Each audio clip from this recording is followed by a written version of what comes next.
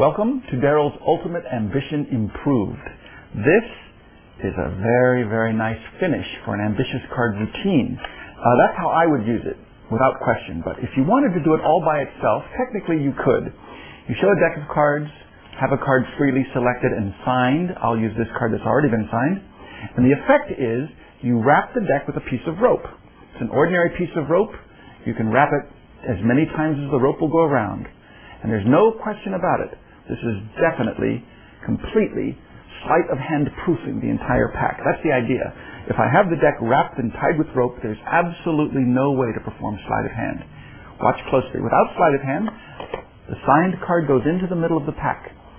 And no matter how closely you look, you see it's definitely in the middle of the deck. It's definitely going in. It's definitely a signed card. Watch closely. I do absolutely nothing. Just push it in all the way. There's no way I could cheat. But if I snap the fingers, one card rises to the top.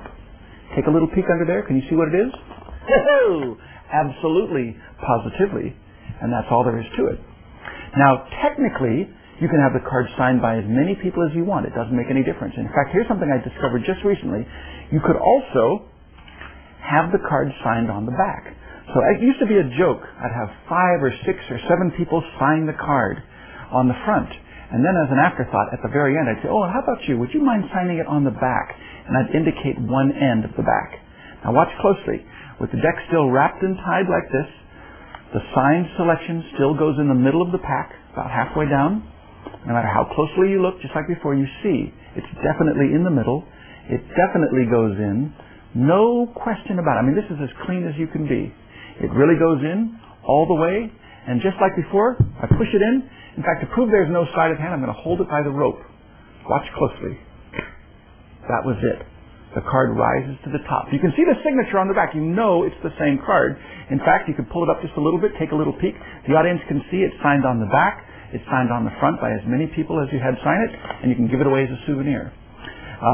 This might be gilding the lily, but technically, you can even have a corner torn off. It doesn't matter. This is definitely the card that goes in. It's the exact same card that comes to the top. So if you wanted to, you could say, here, sign it on the back, sign it on the front. Here, tear off a corner. Let the spectator do this. No switch. The spectator tears off the corner, keeps it. You take the rest of the card, you put it into the middle of the deck just like before. Of course, don't do it over and over again. You just do it once. It's the finish. But decide which way you want to do it. Whether you want to do it at the end of the routine, or if you want to just do it all by itself. You take the card, signed card goes in the middle. You can see it going in the middle. No doubt about it, just like before. 100% positively into the middle of the deck. Just like before, you can hold it by the rope. You do nothing, absolutely nothing, and the card rises to the top. You can see part of the signature. If I pull it out a little bit, you can see the torn corner. The spectator could match it up. It matches 100%, of course, because that is the exact same card. And that's basically the effect, the barest effect of the Ultimate Ambition Improved. Now, the reason or the way I came up with this idea is actually pretty simple. I've been asked by a lot of people, how did you come up with such a thing? And really, one day, I just held a deck of cards in my hand. I said, how could I put a card in the middle of the deck and have that exact same card appear on the top without any sleight of hand? And believe it or not, the answer is pretty simple.